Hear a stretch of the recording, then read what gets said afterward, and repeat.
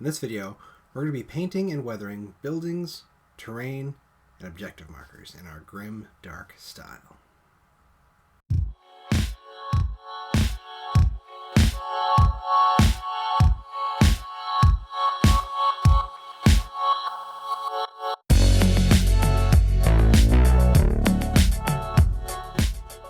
Terrain is a funny subject.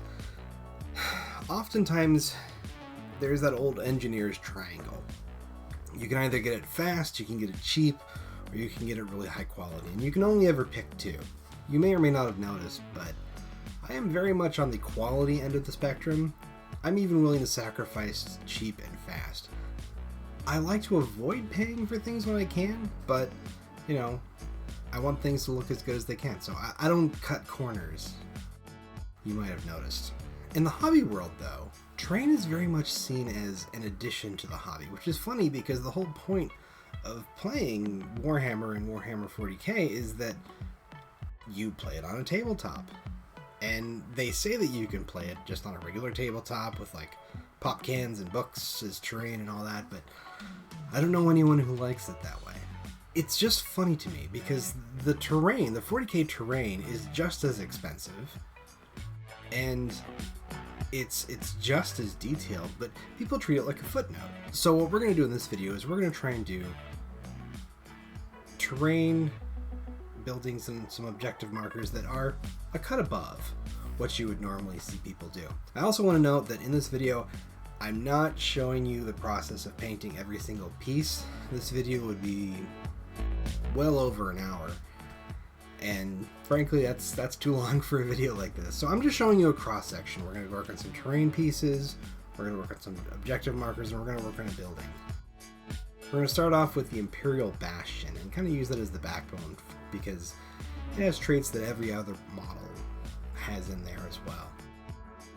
This model is actually quite ugly in my opinion. It's still out there, it's still for sale, unlike some of the other building kits that I'm working with. But to me, it's the least impressive. It's the least interesting. So with the Imperial Bastion and a few of the other pieces and every other building, I went with a dark base color at the bottom of the building, worked my way quickly into a international blue. If you've been watching my channel, you know I love international blue.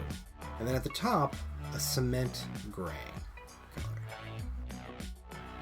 And particularly on this model, it looks really bright, and it is. It's bright, and it's almost has a greenish tinge to it, and that's actually the green undercoat from my previous attempt to paint it showing through.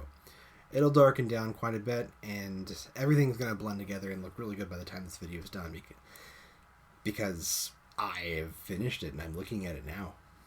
You'll see. I went in and did a metallics pass. First I went with gold, and then I went in with silver, and particularly on the Aquila, which is technically pronounced Aquila, but I hate saying it that way. I went in with gold along the top and along the body of the bird, and then silver on the wings. And I just felt that this looked a little bit better than a generic gold on the entire thing. It gave a little bit of extra detail, a little extra pop, and I really liked it. For the most part, all the non-building pieces and all the non-barricades, I just sprayed quickly with the metallic color, which I believe was duraluminum. After that, I based the human-sized skulls in white, as well as some of the statuary pieces that show up on the Imperial Sanctum and the comms array. On a few of the pieces, I added in some black accent colors just to provide some variation so it wasn't all metallic. I didn't want to go with something very bold and colorful, but just something to offset some of the shiny areas. I did a fairly thick brown oil wash. I find that the oil wash looks great, but it takes forever to do. Each building took about 2 sessions to work with, so that's 1 night per session, essentially. So that took up a lot of time. I did wipe off quite a bit of the oil washes, and I do that pretty regularly just to kind of control what's there so that it doesn't become overwhelming or look splotchy or anything like that. A lot of the time that I spent was just shaping and helping define those oil wash patterns so that they looked good, they make sense, and they really complemented the model.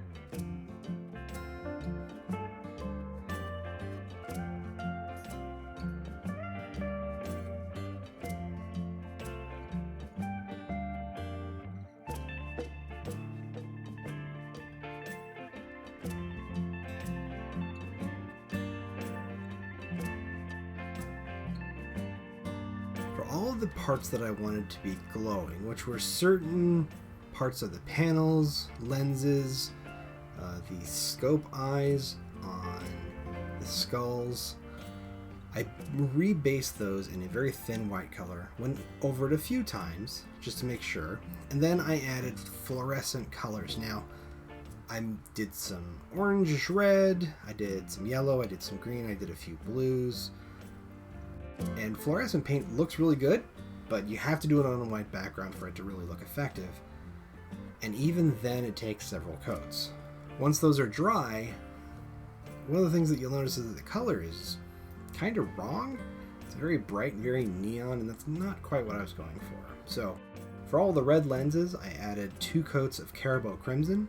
For the green or yellowish glowing bits, I added a little bit of Waywatcher green. Again, that was in 2 coats. And then for any of the blue elements, I added some Gulliman blue glaze. Unfortunately, Waywatcher and Gulliman blue are glazes, so Games Workshop doesn't make them anymore.